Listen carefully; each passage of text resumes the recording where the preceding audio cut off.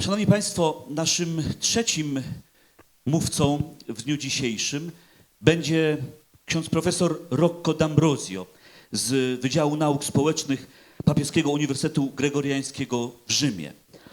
Ksiądz profesor jest wykładowcą etyki politycznej i filozofii politycznej na tymże uniwersytecie. Jest kapłanem diecezji Bari.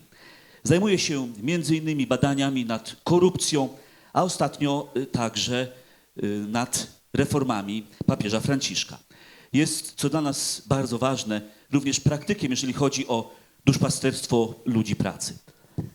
Powitajmy serdecznie księdza profesora. And to start, I'll use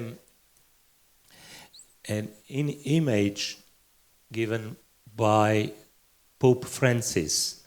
He says that Europe is like a grandmother. It's interesting definition, but it's not a positive definition because he says that this grandmother is weary, aging, no longer fertile and vital, that the great ideals that inspired Europe seem to have lost their appeal. The Cardinal said something very similar, and the speech is the same that the Cardinal quoted when he received the prime. And this expression is quite interesting because if we say grandmother, it seems that something is related with the past, and the past is what we quoted. First of all, the roots of Europe, and the roots of Europe, we know very well, are the classical Greek thought, the Jewish religion, and the Christian religion. The Cardinal quoted even some specific treat documents in which we can find the roots, the values of the European community. And above all, I like to quote the preamble of the Charter of Fundamental Rights of the European Union. And I stress the point, the Union is founded on the indivisible universal values of human dignity, freedom, equality, and solidarity. This is more or less the situation. But we must admit that in this moment the European Union is living a big crisis, and I want to shape the crisis first of all, because immediately we think that the crisis is political, institutional, but the crisis, according to my opinion, is certainly a cultural crisis related to the roots, related to the values. And even in the world, I think that the crisis, the emergency, is cultural. And it's interesting that I found in a speech of this man that you know very well, better than me, Pope John Paul II, and I found it's an interesting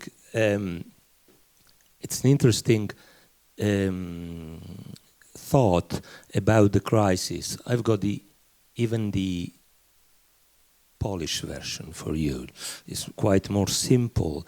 And Pope John Paul II says that our nation, your nation, must ensure to resist those tendencies of contemporary civilization which advocate the elimination of spiritual values in favor of unbridled consumerism and the abandonment of traditional religious and moral values. It's quite interesting to understand the cultural crisis that we mean in this context. And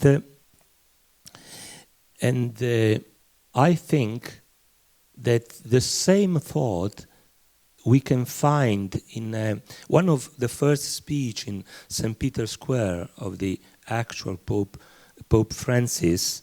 He says that the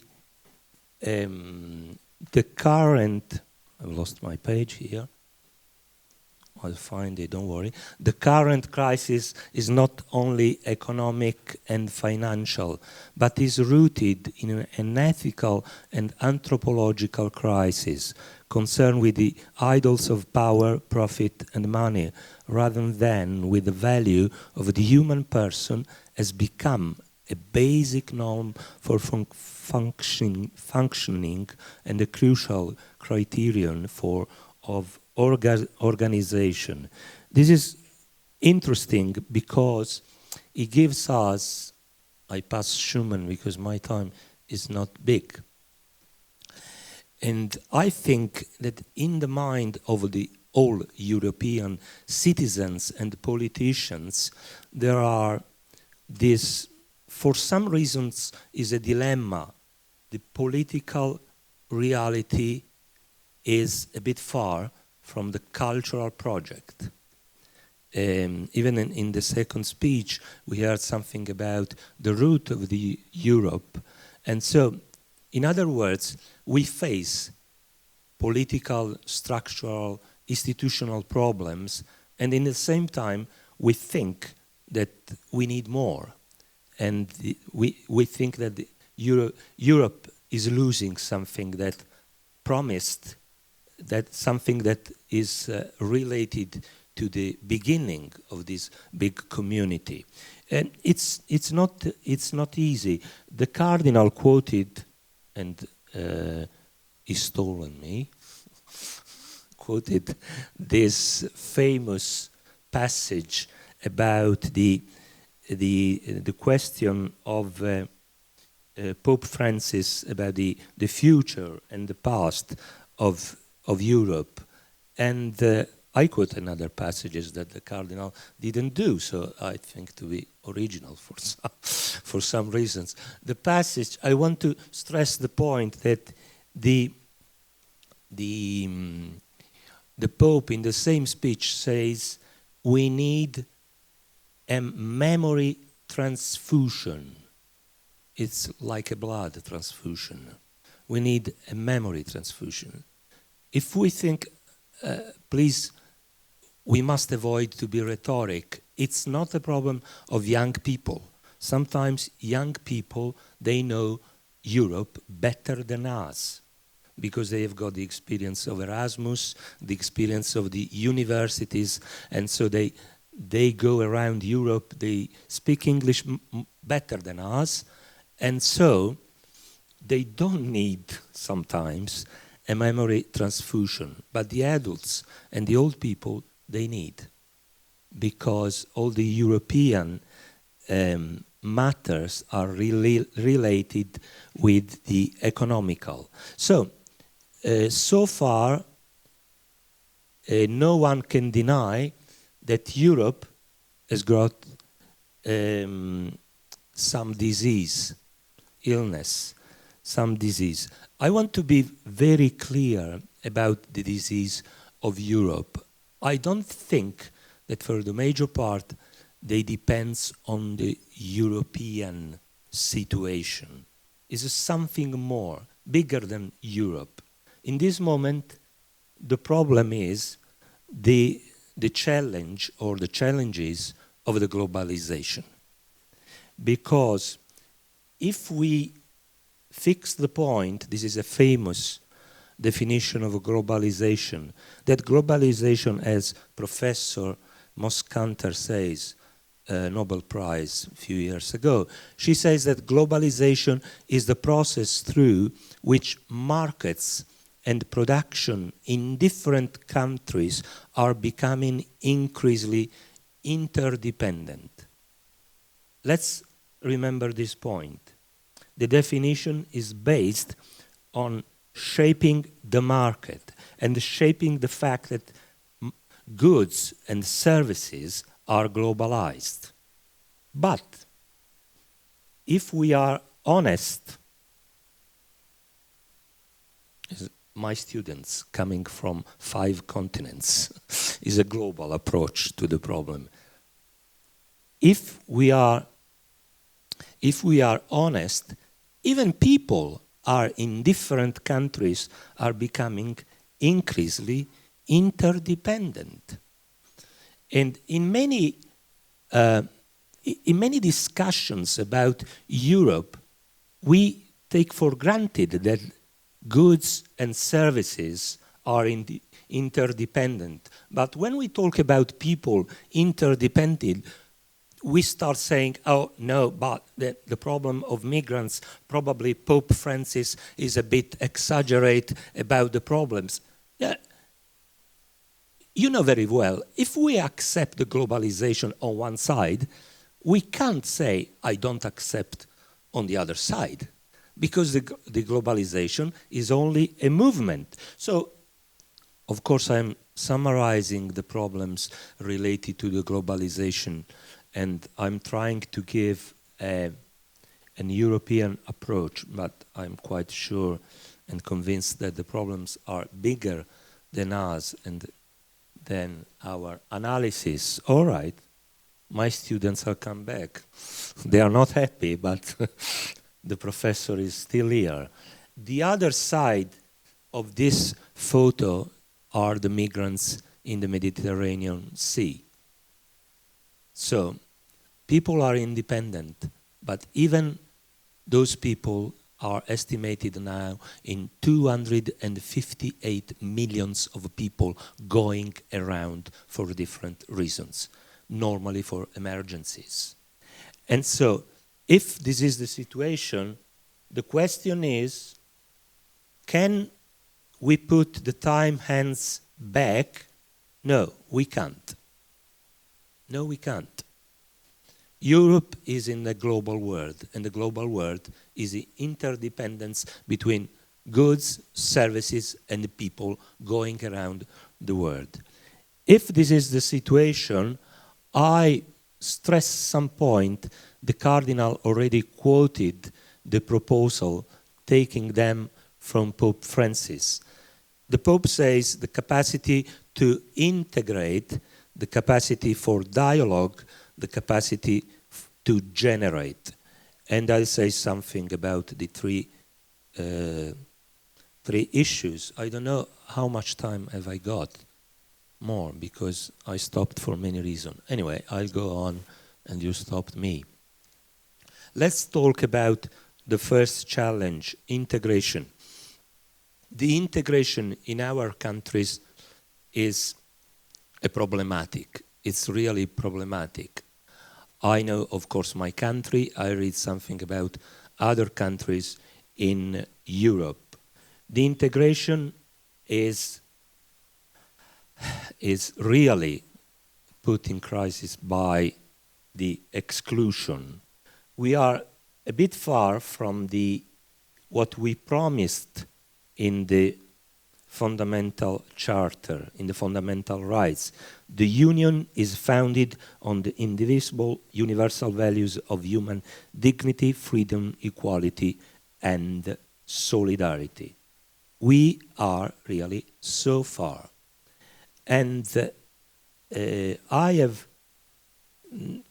I think I'm talking especially to Christian people, Catholic people, and when you listen in a community, I live in Rome, and after the Mass, I listen people saying, Father, you can't talk about love for migrants. Huh? And I say, why? Because this is a political speech. Love for migrants, love for people in suffering people is a political speech. Is not a Christian speech anymore for some Christians. So, which Europe do we want to build? The Europe of exclusion? I found another interesting speech of our Pope John Paul II. I'll give you in Polish. It's much better for you, not for me. And the Pope says, the mercy of God is reflected in human mercy. For centuries, it's interesting, Krakow has found glory in great figures who, trusting in God's love, bore witness to mercy through practical deeds of love of neighbor. It's enough to mention all the saints, and we remind that the gift of God's love predispose us for the daily practice of love of neighbor. So, have we chosen about the inclusion or the hating people, the racist attitude? The other challenge, I want to stress this famous phrase of the philosopher Emmanuel Mounier. We are in a world, because of the globalization, of proximities. We are proxim towards the others. And Mounier says that we need to transform the fact that the other is proxim to me, transform this relation in a community. It's really interesting. He wrote it many years ago. Probably didn't think of Europe, but he thought of our culture, global culture. The other challenge is dialogue versus conflict. Europe has lost the sense of dialogue, but it's not Europe again, it's the globalization, because the effect of the globalization is to create fear in people. And because the others, the migrants, people coming from different worlds, are so different from my identity. 5 minutes, my identity, and it's quite easy to be closed. You know, the Pope Francis says that we need bridges, not walls. And I've said everything. Bridges, not walls. And I think that Christian community has got the duty to work on the dialogue. The dialogue, we have got this famous master of the dialogue, is Martin Buber. But dialogue is the fulfillment, is the realization of my relationship. And I think politically, economically, socially, in the groups, in the communities, we can do, or we can repeat, or we can stress, or we can rebuild a route. And the route is this one. Dialogue generates trust. Many times we say that the problem with the politicians is that we don't trust them. So the question is, do we dialogue with them or not? We should ask if they dialogue with us and not dialogue only with, the media. But anyway, it's difficult for everyone, for the citizen and even for the politicians. And dialogue and trust generates cooperation, or cooperation is a lay term, is a sociological term. The Christian term is solidarity, and we have got an encyclica about solidarity, Sollecitudo Rei Socialis. And the last step is the promotion of the common good. May I say a critics to the Catholic environment, and I think we were talking with Father Witt yesterday, is a general, is in all the Catholic environments. We relate to the common good in a very, sometimes, in a very rhetoric way. Because when we are talking about politics, we say the good politics is the politics that realizes common good. But what is the route to achieve the common good? The route is, I think, is dialogue, trust, cooperation, or solidarity, common good. And after the common good, we haven't got time to stress what the common good does. the last issue that Pope Francis stresses is the generation. I think that the enemy of the generation is what he says, such economy that kills. Our economy kills, and all the economical dynamics, all, they kill. And again, John Paul II, this interesting speech in, is it Danzica, the city? Is it Danzica? I don't know in English. Danzig is in English? I don't remember. Anyway, I'll give you in Polish for you. It's interesting the thought of the Pope. There is no freedom without solidarity. Today we need to say there is no solidarity without love. And after he says, today the world and Poland need great-hearted men who serve with humility and love.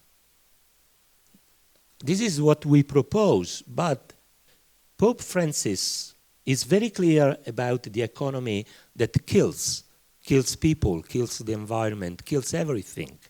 And he writes the reasons why this economy kills.